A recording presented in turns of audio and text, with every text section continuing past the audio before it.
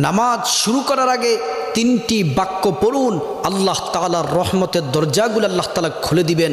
ওই সময় আপনি আল্লাহর কাছে যা চাইবেন আল্লাহ রাব্বুল আলামিন কিন্তু তাই দিবেন। আপনার মনের সকল আশাগুলা আল্লাহ তাআলা